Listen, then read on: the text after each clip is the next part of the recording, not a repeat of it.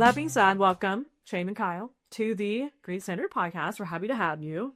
We wanted to talk to you guys because it's like so often we talk to people in the cannabis industry and they're telling us what is the truth, but they're also not telling us things that are also true. And we wanted to shine a spotlight on where we all started, which is the legacy market. I was telling you guys earlier that buying weed used to be from a Ziploc bag in a Kmart parking lot. And now it's changed a lot, both in the legal space and in the legacy space. And I thought y'all were the perfect people to help us figure this out. For sure. Please try. So It's a fun subject to dive into. Yeah, and thanks for having us. I appreciate it, obviously. So we're happy to talk about this. I think there's not many better people to go into this. We've seen the evolution from the beginning of legalization in Colorado through where we're at now, and definitely a discussion. Yes. So do you want to just tell everybody who you are? Sure. So I'm Kyle. I started in cannabis here in Colorado in 2013. Done a fair amount in the industry. I had a business that started in 2014 that was consulting, commercial construction, and product and brand licensing. I consulted two major public companies, Grow Generation, and then a company called Unsafe, which is not around anymore. But at the time, there were 0 public companies, and they were all ancillary to the market. So you couldn't be a cannabis company and be publicly traded. I have always been extremely passionate about cannabis. When I was a kid, really all I did, and my parents were like, what are you doing? I ended up leaving college to come out to Colorado and dive headfirst into this industry when I was very young and learn from some of the best people as far as being surrounded by just OGs and people who are now like 55, 60 years old and did it. I have done a lot of cultivation. I learned hydrocarbon extraction pretty early. So I was here early learning about the genetics and the extraction and getting to try all of the things that were new. And this was at a time where Green Dot was really the first to do it really properly. There's a lot of other companies that tried to copy them and came out of the woodwork to just try to get the best version of the plant. But Dave was the pioneer, as far as I'm concerned, of doing both the growing of really, really high-end genetics that nobody knew about, and then the extraction. Some of my friends were winning cups and doing a lot of the early pioneering of hydrocarbon extraction. And then we saw the emergence of the rec market, and the consumers decided basically what they wanted. And we saw the emergence of rosin and growing to extract. I mean, I remember when Green Dot Labs came out originally, Dave was doing all the growing. He was doing all the extraction. They were a very small company, and they had the best hash as far as the genetics that Dave was growing. It was mostly Bodhi seeds. It was very unique stuff that no one else was growing. And some of the sativas he was taking, I think, were 120 days in flower. Ugliest plants you'd ever seen, but the hash that came off them was ridiculous. I've seen the industry evolve from everyone wanting live resin, which was a brand new thing invented by Kind Bill, just off of an idea. And he claims that he's not maybe the first one to do it, but he's the one in Colorado who branded it, who pioneered it, and came up with the original SOPs for freezing cannabis and then extracting, and it's become a huge thing. And now, live rosin, seeing that emerge with like Pure Pressure, whose jacket I'm wearing, and Nicotine, he pioneered a lot of stuff. And then Low Temp came out and kind of crushed Pure Pressure, who got bought by Agrify. So there's been a lot of progression. Right now, I do a lot of consulting, I do a lot of cultivation, I do a lot of extraction. I'm pretty well known for the products that I make. I'm getting ready to launch something new that I can't really talk about, but very exciting stuff coming down the line. And it's been a culmination of probably 15, 16 years of experience, not in this industry in Colorado necessarily, because I was growing before coming here. I was growing in college in my closet, doing deep water culture, and it just has always been the thing where I was like, I don't care about anything else. Yeah. And have dedicated everything that I've done to this plant and to pushing the industry forward and trying my best to make a name for myself. So that's a bit of background on me. And what a wild 10 or so years it's been, at least across the country in cannabis, but it's not done yet. We're in the beginning. Yeah, this is, scratching the surface. This is the stuff that the history books will be written off of, but there's a lot of more history that'll be written from the future, Yes, which it's exciting to be living in this time, but also frustrating. Shane, tell us about yourself. My name's Shane. I'm originally from southern New Jersey. So back when I was I would say 15. I started growing just in like a little box that I had made in wood shop. And I was like trying to hide it from my parents. Where'd you get the seed? So that's a funny story too. Like back then, there was like very few ways to get seeds as to nowadays where like everyone has seeds. Right. And I still have the money order receipt because I sent a money order to Amsterdam.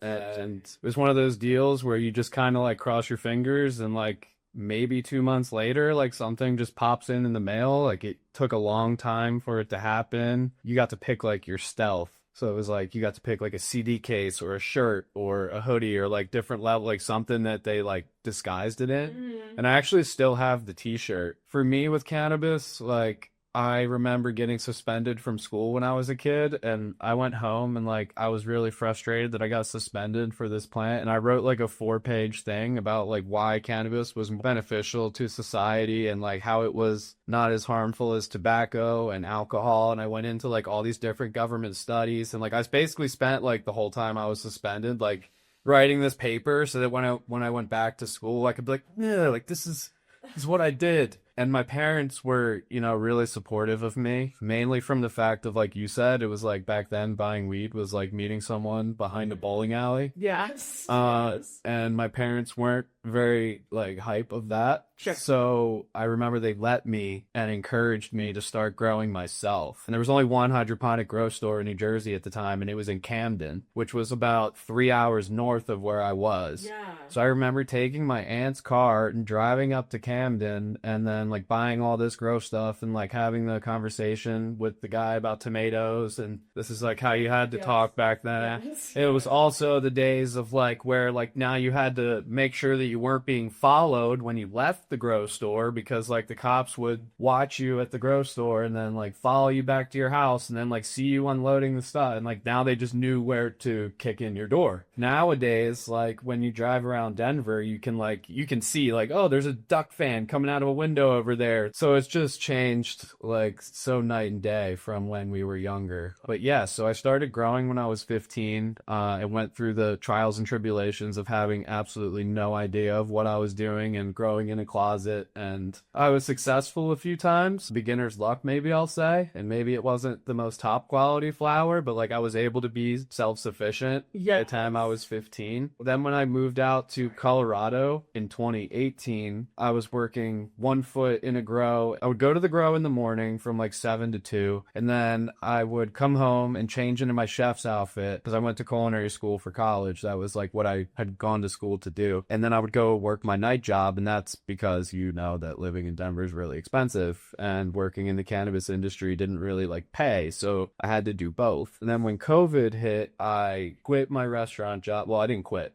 Everything shut down. Sure. I was forced to quit. Yes. I dove both feet into the grow, and with the work ethic, and I think Kyle can speak to like the East Coast work ethic. And when you come out here and you start working in facilities, and it's like, I'm from the East Coast. This is like what we do. Exactly. So we both, but I climbed through the ranks really fast in the commercial setting, like from being a trimmer to like, they knew I was talking to the growers and I could tell from the terminology that I was using and like the way that I knew how to handle the plant that like he doesn't belong in the trim room. So then I started working in the grows, working under someone who essentially I was apprenticing under, and then that person quit. Naturally, I got that person's job because I was the one that they were teaching. So I did that for a few years and then decided that I didn't like what I was seeing, so went into just really the legacy side of things where I can control all the quality. I can control it from seed all the way to the consumer. As far as the dry and the cure, not rushing everything, knowing exactly what I'm using for inputs and pesticides. There's a lot of benefits, I think, to being in the legacy side of things versus being in the commercial side. And as we're going to talk about, I'm sure, the commercial side is really, really hurting right now. So it's not so bad to be on the legacy side. Yes, yes. And so, like, you guys just told drastically different stories. When do they merge? When do they come together? So I've done a fair amount in this industry as far as like the jobs that I've held and the things that I've done. And the way that we met originally was through Adam Dunn at the Adam Dunn Show studio, So High Cafe. We met because I was working on a cannabis crypto project that I started that did really well in the bull market of crypto. So 2021, 2022, I had a deal with Burner and Cookies to do cannabis holograms. We developed the first, like, basically hyper-realistic 3D models using photogrammetry. We had a partner called Proto Hologram and another one called Art Media, and they create these, like, boxes basically that are life size, and they're really used for being in meetings if you're not there. So like it looks like someone's actually in the room and they can see you and you can see them, but it's a hologram of them. And we took that and we did it for cannabis, and we created an entirely new thing, which was cannabis holograms. It was a massive bud that like looked like it was in the room, and then an entire menu where you could shop through this hologram device, Immerse with the men, and get an experience of, like, you know, the head grower showing you the entire facility, like you're actually there looking at it. Is it blue? Like no, so it's a big white box, and the way that it works is it's just normal video, but they use mirrors and a bunch of really cool tech to make it look like the person's actually there. So we developed the 3D models. It was not an easy thing. One of my good friends, Zoom Gardens, he's on Instagram. He's one of the most well-known photographers in the industry. He did all of our photography, and then we had a really professional 3D guy stitch it all together and create these 3D models that could be scaled in like any size, basically. So we created 3D menus. We created 3D menus online for people where you could go to someone's website and you could look at the bud and turn it around with your mouse and turn it any direction on any axis, which was game changing. Now, the timing was terrible because, so I had a deal lined up with Planet 13 in Vegas. I had a deal lined up with Cookies. Yeah. And the problem is that they couldn't figure out how to make money with it. So we developed an entire advertising model where, you know, you would be shown ads as well that people would pay for the spots. And the real problem was that cannabis was hurting so bad. Most people don't realize that some of the biggest companies, Planet 13, Cookies, you know, biggest in the game, are drowning. Yeah, or I'm bleeding. Yeah, they're like, you think, oh, they're making so much money, but their overhead is huge. Planet 13 loses an exorbitant amount of money every day that they're open. Yep. Every day. Because they have such a massive retail in Vegas. It is like, it's like 80,000 square feet or something retail. And there's a number. I don't want to tell the wrong number. No, there's a number that people have pointed out that they lose every day being open. Yeah, it's like, don't they have like robots and shit? We did go, and we did a video with them, like a tour. Oh yeah, it is like they own like basically a mall, but it's like those Vegas malls where it's just like a big building, but it has like a restaurant. They do have like robots. This is crazy. Like how got out of the budget? They fight each other with those Star Wars. Oh, the lightsabers. I don't know why that was me. They do a lightsaber like battle show, because you can see into where they make the edibles, and that's where it happens. It's like these big arms, and they're like. And they have a whole consumption thing that they were building on a like Indian reservation that was off-site because they couldn't do it on-site due to the rules and regulations. So the real problem and the reason it didn't take off is because none of these companies are actually making money. Yeah. Cookies is an interesting one because Burner and Parker and all the people who are at the top of Cookies who own the IP and own the brand don't own all the facilities. So they do a licensing deal and they find someone with a license in each state to then license the IP. They give them the genetics, the packaging, all that stuff. What we were trying to do was get this in all the different Cookie stores at the time. And it was very tough because there wasn't really a way to make money. It was a novelty. It was cool. But when you're already losing money, you're like, I'm not going to spend money on something that is not going to make me money. Sure. So I had to bootstrap a lot of things to get to where they're at right now. But it was a very cool thing. We can still do it, and I'm planning on doing it. It's just I'm planning on doing it for myself versus doing it for someone else. Right. Offering it as a service and a business was not very lucrative. Sure. The device alone, just to get the device, was like $60,000. So it's not an easy equation when you're telling companies that are losing money, hey, you know, fork out this money and then fork out the money for us to shoot it. But I think from the consumer's perspective, they'd love to have something like that. What we were combating was the prepackaged laws where you go to a dispensary and you can't actually see any weed. COVID killed deli style. Oh yeah. Yes. And then you have all this prepackaged weed and they maybe have like a sample to show you, but it's like the best buds of the batch. And you open it and it's like, you know, buds are the size of like a crunch berry there, and you're like, what is Crumbling here. Well, and that happens with, potency testing, and there's all cherry picking for like test results or for pictures or for what, like, that is definitely not a new thing in the cannabis world. Which is another reason why the legal market is so complicated and convoluted right now.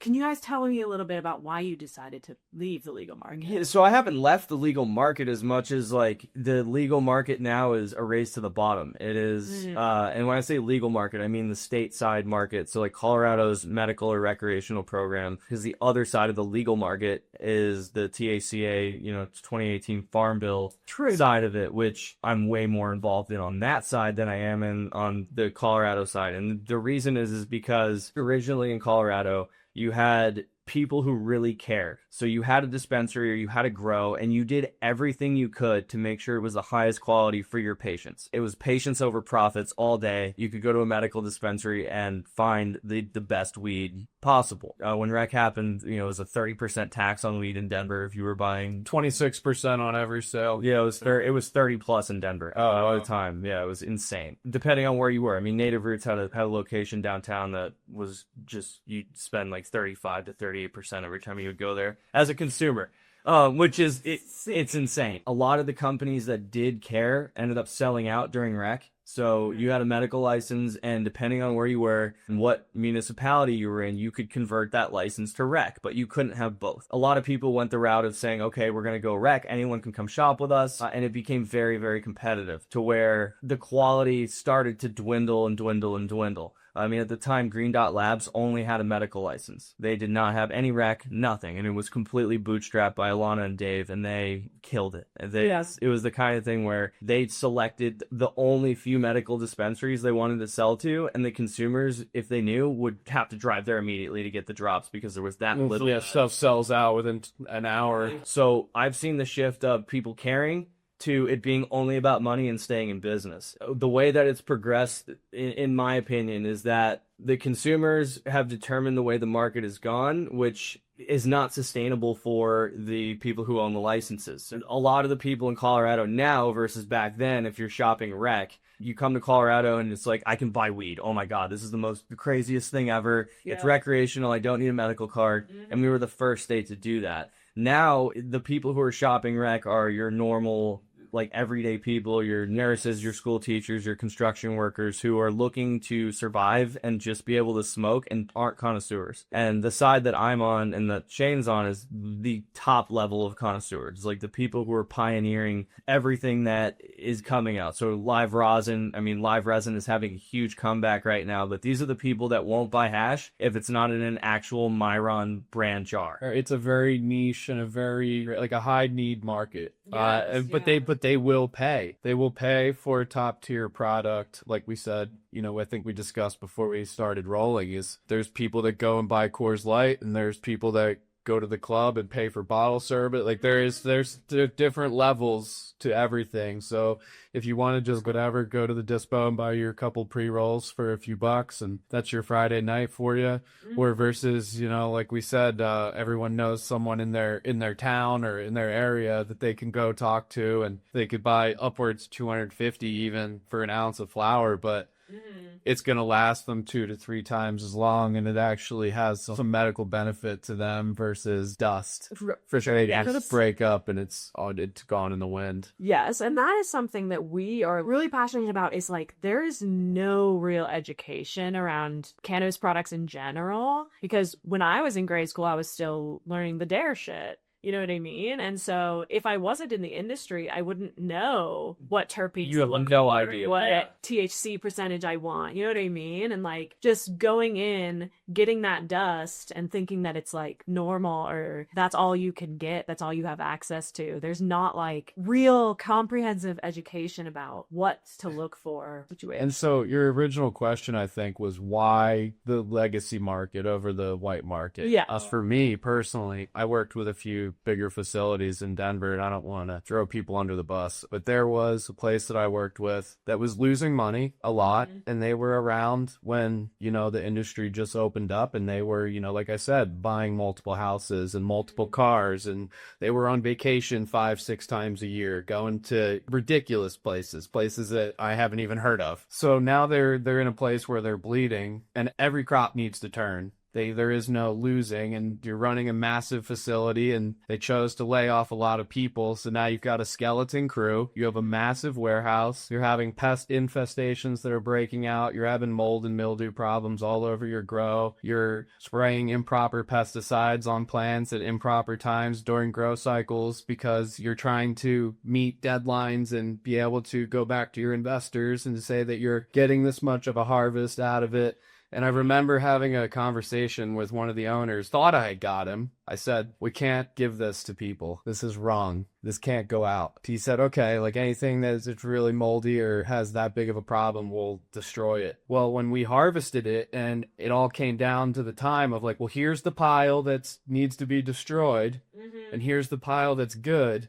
Instead of it being destroyed, they'll send it off to get remediated and do what they can. So essentially just like cook it so that it kills all the molds and the mildews and all the bugs and everything on it. And then it comes back. It's still like all the bugs, it's still on it. They'll send it to the concentrate lab and they'll make butane hash with it, which is a lot of the reason of why butane hash has the bad reputation and the name that it has, because the white market has taken so much trash, blasting it, then CRCing it, and then you're seeing it on the shelf in the store. And me personally, that was when I drew the line. I haven't shopped at a dispensary in years, but I think that once you see behind the veil, you can't unsee it. Right, because their skeleton crew is getting mold in their lungs, or I know that this wasn't the only place where that's happening, because there's like, they got to pay their employees, they have to pay their overhead, and that's why you're seeing, like we talked about, all the stores are closing down and the grow stores are closing down because they're losing the commercial accounts, and it all goes back to the licensing and the fees and what it takes to be in the market. That cost has all stayed the same. The price of the product has plummeted. Right. And there's so much competition that businesses can't afford to not put out that product. It's completely ethically and morally wrong. And they're doing it to, you know, keep a roof over your head. And like, it's just a completely fucked up situation. And I don't think that those people should still be in business. I think that they should probably go find something else to do where they're not in charge of, you know, putting products out that people are consuming. You vote with your dollars. So like you choose where you shop, and like people will come to people like me or Kyle, or there's a ton of other people that you can go to. People are starting to wake up and notice that the $50 ounces aren't really the way to go. So the shift happened, I think, when the market started to go downhill as far as the white market. So when I came out here and it was only medical, the dispensaries did really well because people knew, okay, this legacy grower is the grower at this facility, and they're growing fire. They were paid well. They were, you know, either an owner of the business or they had equity of some sort, and they were well taken care of to where their job was worth it. And they were also, like me, very, very passionate about cannabis, to where they're not just going to do something to produce cannabis for a certain profit margin. It was like, we're pushing the limits to grow the best weed possible. It's all we care about, and we care about really fire genetics. So that was a time when you could have an extended plant count, 99 count. You could have 33 ounces on you. You could go to the dispensaries that were medical, and you could go and buy up to 33 ounces. There was no tracking system. You could hop around from one to the other, and that brought a lot of business to these dispensaries. You'd be surprised. There's a lot of people that came to Colorado, were buying weed and then exporting it.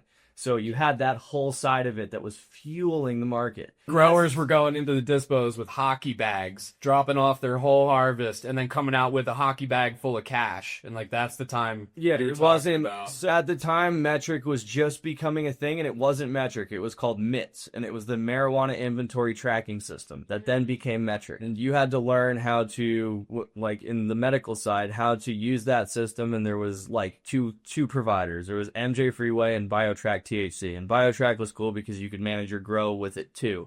It was still very premature. The state had an issue with people exploiting the system to export weed, but you cannot undermine the amount of money that brought these dispensaries and these grows that were already charging like probably 5 to 10 times what the market is charging now. Not only were you getting the best stuff that was grown by people who are legends in the industry, you were getting a lot of it. Like right now, you can't go buy 2 pounds from a dispensary and go buy 10 to 30 pounds in a day, just depending on your bandwidth and how many places you can drive to. There was zero way to stop that. They didn't care back in the day, and they knew that's how they were making their money. What he's talking about, you could before all that. You could go out to your car, put the shit in your car, smoke a joint, change your shirt, and then go back in and buy another 5 pounds. Sure. I got kicked out of one day for buying 2 ounces at one of their stores.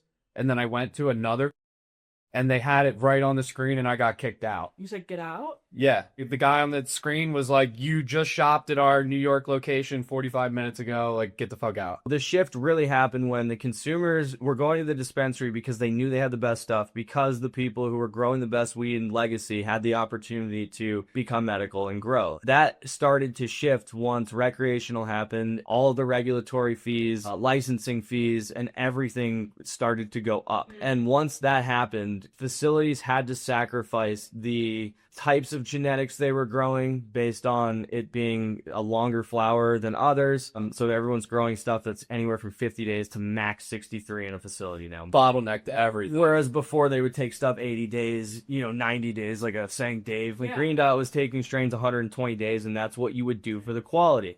Then people started to cheap out on nutrients. So they would go from using like a really good line of nutrients like New Millennium, which I think came out in 2011 or 2012, to using base salt. So they're using Peter's Professional or Jack's like 511-26 green salt. They're using monopotassium phosphate powder. They're using calcium nitrate, granular. They're using Epsom salt granular, and they're thinking, oh my God, I can grow weed for pennies on the dollar just like anyone in agriculture. Sure. But the quality suffered so much. Now, the real problem is that everyone saw dollar signs and started building these massive grows. Right. And that's easy enough.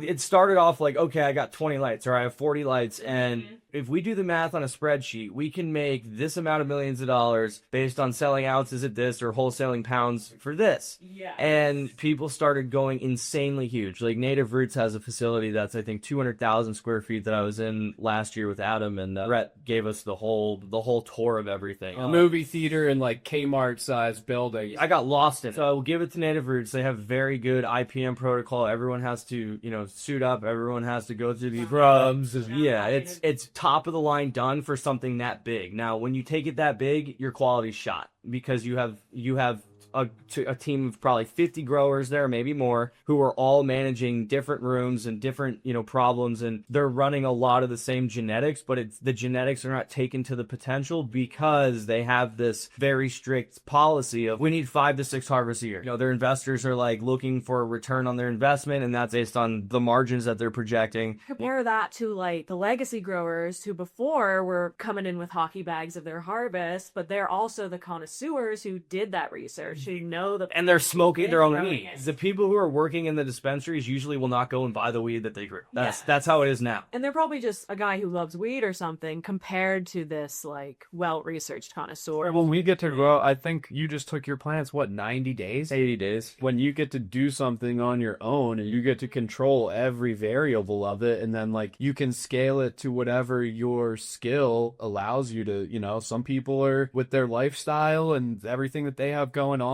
they can manage a 4x4 tent, and that's what they can manage. But they can grow enough weed for themselves, really fire out of a 4x4 tent, and like they're self-sufficient. Or if you're somebody that this is what your lifestyle is, then you have a building or you had a couple garages converted and you're able to put out really, really fire craft cannabis at that level, then like more power to you. The shift really happened when the consumer realized, and they're going to vote with their dollar like we talked about, they realized what's happening on the legal market. They realize, okay, the weed at the dispensary is not getting me as high. It doesn't taste good. It looks good. It's the Instagram weed. I call it the Athena packs, where everyone thinks that they're growing like the best weed in the world that looks good, but it tastes and burns like cardboard. And it's all people just using cheaper nutrients. Well, I can get into the science, regarding that, but bioavailability and nutrients, using stuff that's chelated, tons of things that go into why a nutrient line's good and why you should be using it. And that's why I use New Millennium, because they're top. Neil, the scientist behind New Millennium, is the creator of the original GH3 part in the 90s, has done more in this industry as far as nutrients than pretty much anybody, and is an absolute mad scientist nerd when it comes to this stuff. Nobody, in my opinion, can compete with Neil as far as his experience, his knowledge, and then the stuff that he's built. So their plants up in Fort Morgan, Colorado, and they are formulating just crazy things out of organic inputs, and they're going to another level than anybody else as far as what goes into their products and why they work the way that they do work, down to plant growth regulators, not bad ones like C chloride or Paclo or any of that kind of stuff, which is a common misconception in the market. A lot of people hear PGR and they run for the hills. Well, rooting hormone's a plant growth regulator, right? So like you can't just like throw the baby out with the bathwater and say that plant growth regulators are bad altogether. It's certain ones that are really bad. And all these products were like plaguing the industry, where you had buds that were massive, plants that were short and stocky, but the buds were bigger than 2-liter soda bottles. So the shift happened, I think, because the consumer realized the legacy market has people who actually care, and if they don't care, then they're not going to survive in the legacy market. The legacy market is all about quality, and there are people who are doing legacy market on a big scale, pumping out massive amounts of weight, and they don't care about the quality, and they're selling their pounds for $100 to $300 a pound. But that had its time and its place. Now the consumers in states that are even illegal, like Texas, or places that are getting like THCA products that is just weed, it's just a completely different loophole, they now are learning what quality is. They have the internet, they have options,